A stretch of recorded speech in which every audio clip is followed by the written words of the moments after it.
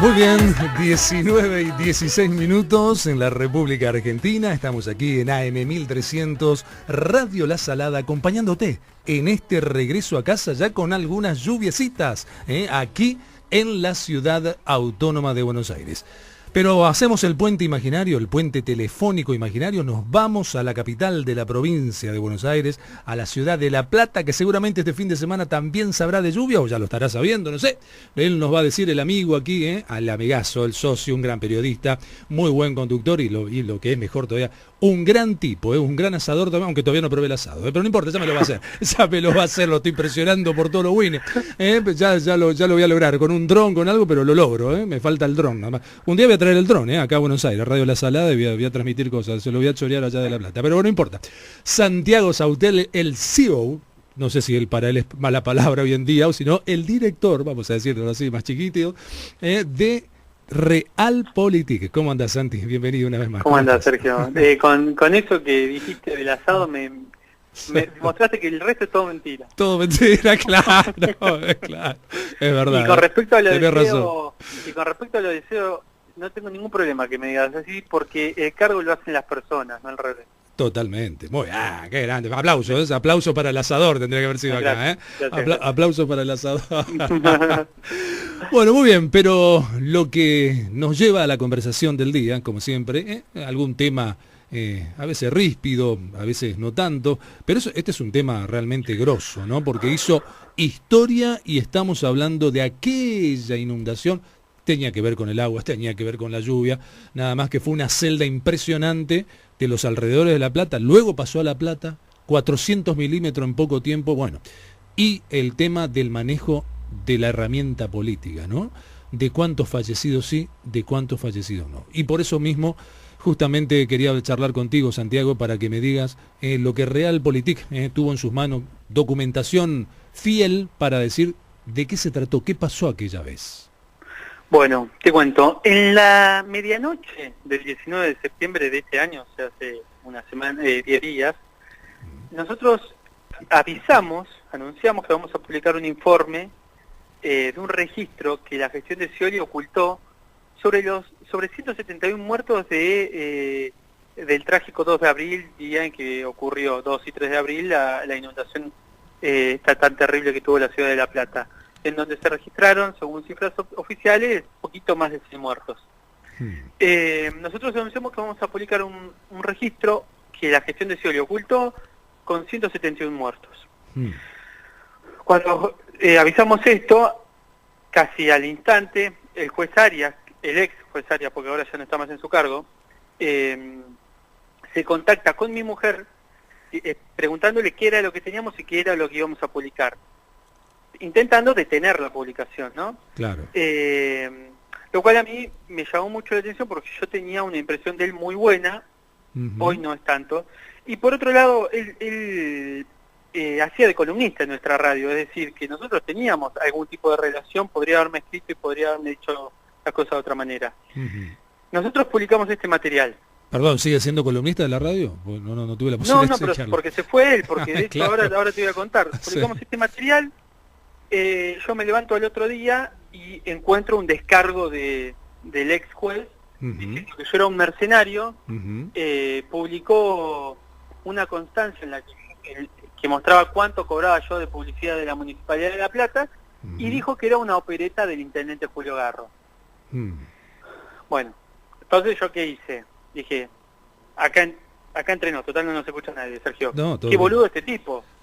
Claro. Digo, porque si puede hablar conmigo, ¿por qué? ¿Qué necesidad de hacer eso? Si nosotros lo que estamos publicando periodísticamente es súper valioso, e incluso judicialmente puede serlo también.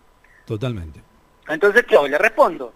Le digo, vos a mí me acusás de cobrar, no me acuerdo la cifra ahora, X cantidad de cifra de pauta municipal, que nosotros no le ocultamos, digamos, todos los banners y todos los clientes están en la página, como cualquier medio. Totalmente. Y vos eras funcionario de Scioli, o sea, eras un funcionario de la provincia, no te olvides.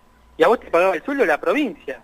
O sea, que si vos pensás que yo actúo porque alguien me paga el sueldo, que igual en este caso es un poco más complejo, porque yo tengo una estructura que mantener, tengo muchos clientes, es un poquito más complejo, no es que a mí me paga el sueldo de la provincia como hacía él. Yo tengo que pensar que todo lo que nosotros publicamos es verdad, que vos actuaste en connivencia con la gestión de Scioli, porque te pagaba el sueldo, digamos. Es como la historia del ladrón que piensa que todos son de su condición, básicamente, ¿no? Totalmente. Aparte, Santiago, bueno, yo esto lo agrego yo, permitime que yo agregarlo. Si fuese así, pasa lo mismo con Nova, con Mario, si fuese así, a ver, vos estarías en Israel y no estarías dedicándote laburando de periodista todos los días. O sea, dejémonos de joder ya con este tema, ¿no? Puede ser. Y además, aclarar una cosa, que nosotros dediquemos un espacio a esto, no quiere decir que no dediquemos espacio a otras cosas, porque te dicen, y la economía, no, y la economía está terrible, y hay que hacerse cargo, y este gobierno, el gobierno de Macri, es un desastre, son terriblemente inútiles. Sí, digo, por si alguno tiene alguna duda sobre lo que pienso, ¿no? Pero inútiles para el pueblo, no para ellos, ¿eh? Para ellos son muy útiles. No, por supuesto, se han hecho más millonarios de lo que eran. Pero siguiendo con la historia, este material que nosotros publicamos, nosotros lo llamamos Informe Matskin, porque es un informe que nos pasaron contactos nuestros vinculados a los servicios de inteligencia, y era el informe que nosotros tenemos certeza que había hecho Matskin a pedido de Casali por orden de Daniel Scioli. Totalmente. Obviamente era un informe secreto, ¿no?, que se pidió. Cuando pasa esta historia, yo tengo muchas reuniones con familiares de inundados, con víctimas de la inundación, y a mí lo que me llamó la atención es que muchos estaban muy contentos por lo que habíamos publicado, porque al parecer no están tan contentos con lo que hizo el entonces juez Arias, que yo pensé que sí, pero lo que descubrí es que no. Claro. Digamos, pues yo no tenía diálogo con estas personas, ¿no? Y lo cual a mí me sirvió de respaldo, porque la verdad que, me habría equivocado en publicar ese material. Bueno, por suerte no, de hecho participé de algunas asambleas, de algunas reuniones, y lo que les advertí a la familia es que yo tengo un montón de material más que lo vamos a ir largando de a poquito, ¿no? Totalmente. Y fuimos largando informes de inteligencia, es decir, el informe de inteligencia se hacía para comunicar tanto al gobierno nacional como al gobierno provincial, o sea, tanto a Cristina Fernández de Kirchner como a Daniel Scioli, sobre lo que iba pasando en la ciudad de La Plata con la inundación y la investigación de la inundación. A ver, Santi, para ordenarlo y doña Catalina lo comprenda, quiere decir que esta información, que Realpolitik lo único que está haciendo es el puente. ¿Cuál es el puente? El puente es el periodismo, nada más, no está haciendo otra cosa, no está inventando algo. Porque pero digo, incluso cuando publicamos el registro de muertos, yo lo que le explicaba a Arias es, yo no estoy diciendo que estos sean los muertos, yo lo que estoy diciendo es que hay un registro de muertos que se nos ocultó. Totalmente. Y si vos me preguntás a mí, en el registro había 171 muertos. Yo creo que los muertos tienen que ser más de 500, no 171, ni tampoco 110, como se dice ahora. Es más, porque en ese momento, también hay que decirlo, y lo podés decir, Santi, hubo gente con la que te reuniste y todo, como bien decís, pero hubo gente que decía, si en mi pueblo nomás, yo recuerdo que habíamos contado con la gente, con los vecinos, unos 200. Y cada pueblo decía eso, una Ensenada, un Berizo. Sí, ¿sabés qué digo yo siempre? En ese momento yo estaba en La Plata y de hecho estaba haciendo muchas cosas y me acuerdo de lo que repercutió este caso en mi vida, en mi familia y demás. Y es muy difícil tomar conciencia sobre lo que sucedió ese día en ese mismo momento. No, claro. Porque la crisis duró un mes, la crisis alimentaria, la crisis social, la crisis de salud, la crisis en todos los aspectos, duró mucho tiempo, duró un mes, la ciudad le costó un mes volver a la vida más o menos cotidiana, no ponerse en pie, porque muchos tenían un año y todavía no habían podido cambiar el auto que se les inundó, y etcétera, etcétera, los muertos, las víctimas, las mascotas, todo lo que pasó en ese momento. Pero, digamos, yo sé lo que significó eso. Y a veces cuando uno se para a lo lejos de una crisis, la puede ver con mayor claridad. Cuando uno ve a la distancia, 5 años después, lo que pasó, uno recapacita que es imposible que hayan habido 110 muertos. Totalmente. Que es imposible que en el listado de víctimas no haya un solo bebé cuando hubo camiones completos que fueron arrasados por el agua. Es imposible, no hay chances. Puede ser que dentro de la estrategia de esconder, Santiago, tiene que haber estado que también falleció gente que estaba indocumentada. Por supuesto, hay muchas cuestiones y se develan, digamos, a partir de los informes de inteligencia que nosotros publicamos y que no terminamos de publicar, Esto va a ser un proceso, ya estamos adelantando que esto va a ser un proceso que se lo va a poder en Nos falta muy poquito igual, nos falta muy poquito publicar, pero por ejemplo te leo un apartado dentro de lo que es el informe de inteligencia, que le advierten las fuentes de inteligencia a Cristina, le dicen, nuestras fuentes advierten discrepancias entre los números de fallecidos y desaparecidos que brinda el gobierno bonaerense a través del Ministerio de Seguridad con los dichos de los testigos y personas damnificadas. Bien. O sea, más claro, imposible. O sea que Cristina Fernández de Kirchner, como presidenta en ese momento, estaba en conocimiento de esta investigación. Por supuesto, y Scioli también. Te leo otras declaraciones. Se habrían trasladado cuerpos a la morgue policial judicial de Lomas de Zamora. Otra declaración. Los vecinos de los asentamientos a la vera de los arroyos aseguran haber visto desaparecer familias enteras.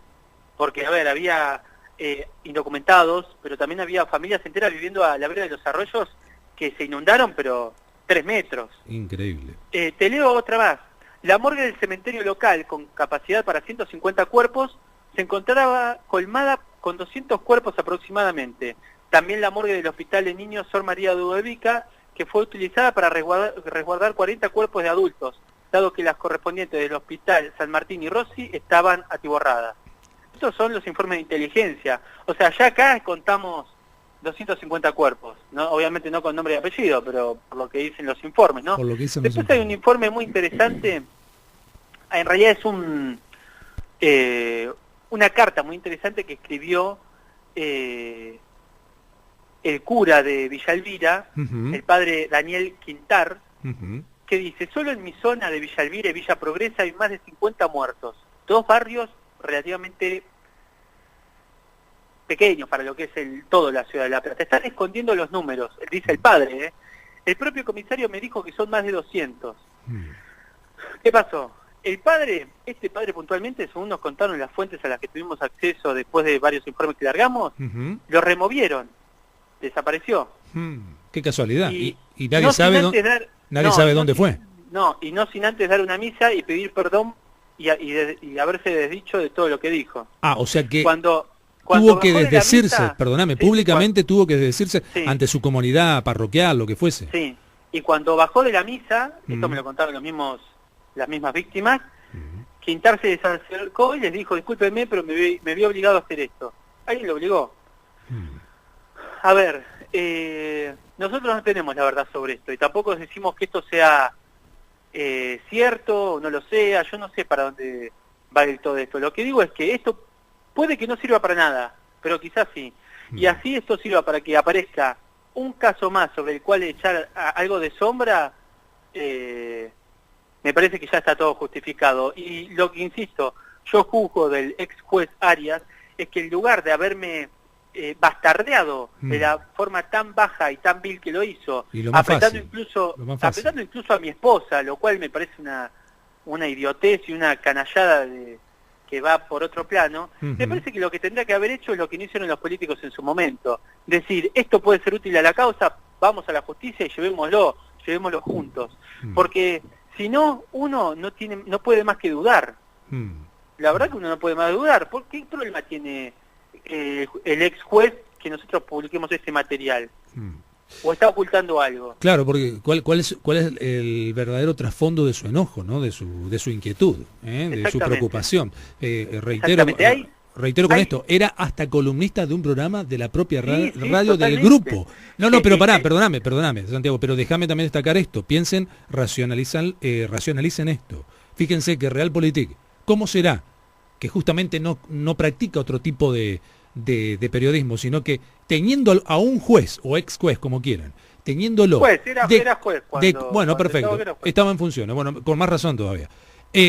Teniendo justamente a un juez que tuvo que ver con esa situación, de columnista de uno de los espacios de su propia radio del grupo, decidió ir a fondo igual con la investigación. Digo, a ver, si hablamos de ética, de moral, de un montón de cosas, que justamente desdice lo que tiene que ver con Santiago o quien que fuera, digo, te imaginás que lo que menos va a hacer es investigar ese hecho, y sin embargo fue a fondo con el tema. ¿Queda claro? Y después el juez se quiso ir, bueno, que se vaya, vendrá otro columnista, ¿qué le vamos a hacer? Sí, por supuesto, y te digo una cosa más. A mí me llaman ese mismo día los periodistas de la radio y me dicen: ¿qué hacemos? Hagan lo que ustedes quieran. Pero lo sacamos para que hable. Sáquenlo, yo no tengo ningún problema. Y salió y hizo su descargo por nuestra radio, porque lo más paradójico es que éramos uno de los pocos medios que le daba aire a este ex funcionario judicial. Por eso a mí también me dio pena. Te hago un comentario más. ¿Qué es lo que se esconde de trasfondo acá? Hay muchas declaraciones, incluso de las víctimas y familiares, que uno puede charlar, no solamente a través de los informes de servicio de inteligencia, que describen que no tuvieron acceso al cadáver de su familiar muerto. Terrible. Que no pudieron verlo antes de que lo entierren. Que no pudieron hacer la autopsia porque estaban colapsados. Es decir, vos no podés hacer autopsia, no sabés por qué murió. Totalmente. No, además que es un derecho, ¿no? Desde lo judicial y demás. Pero es un derecho. esto hablas con los familiares y lo cuentan ellos mismos, yo no estoy inventando nada. Totalmente. ¿Qué pasa? Vos imaginate, se te muere un familiar, no sé, de la forma más grotesca que te parezca, lo vas a buscar, si es que sabés dónde está, si es que no desapareció, porque muchos desaparecieron y quizás terminaron en la desembocadura del río, y no te lo quieren dar porque antes te dicen que tienen que hacer el análisis, qué sé yo, y te dicen, bueno, si querés firmar acá y te lo puedes llevar. Totalmente. Te firmaban un accidente cardiorrespiratorio y te lo llevabas. Totalmente. ¿Cómo se puede tener, hablar después de los desaparecidos, de las víctimas que fueron inscriptas muchos días después, porque eso también pasó, por lo menos según lo que te cuentan los familiares, ¿no? Yo no tengo, si tuviera casos puntuales sobre esto voy y lo denuncio, pero no lo tengo. Pero digamos, acá hay una historia que falta ser contada, claramente. Y qué raro, Santiago, que en 5 años, en un lustro, ¿no? No haya habido un movimiento judicial tal de poder volver a investigar todo esto. Quizás esta investigación periodística sea justamente lo que motive para que alguien de oficio se presente y diga, bueno, a ver, hay que chequear esto, si esto es cierto o no. Y que se le sume eso, los indocumentados, los extranjeros que vivían a la vera del arroyo, que la provincia nunca reubicó en un lugar seguro, porque claramente era un peligro que vivan ahí. Totalmente. Y ¿qué pasó con los bebés? ¿Cómo puede ser que no haya una sola víctima bebé? Y bueno, a ver, más interesante sería saber si realmente es verdad que como dice el informe de inteligencia, a los muertos los llevaban a otros cementerios. Qué bárbaro, qué terrible. A otras morgues. Qué terrible. No, es una locura lo que pasó. De película, Agatha Christie. Es de película y yo creo que hay tanta gente involucrada que eso es lo que hace que no convenga que esto salga a la luz. Claro. Pero totalmente. Los informes hablan por sí solos. Totalmente, y eso está más que claro. Es la soberbia también del poder de los jueces, ¿no? Que creen que ellos a lo mejor solamente tienen o podrían llegar a tener hasta contacto con un servicio justamente de inteligencia. ¿No? A mí me dio mucha lástima la forma en la que se manejó el ex juez, porque no era la forma, no era el camino. Y bueno, algo que por ahí yo me di cuenta ahora, los familiares de las víctimas se dieron cuenta hace ya bastante tiempo, claro. Evidentemente, ¿no? Eso está más que claro. Santiago, muchísimas gracias por haber estado una vez más aquí en De Ida y Vuelta. Te mando un abrazo grande. Un abrazo grande. Ha sido Santiago Sautel, el director de justamente Realpolitik.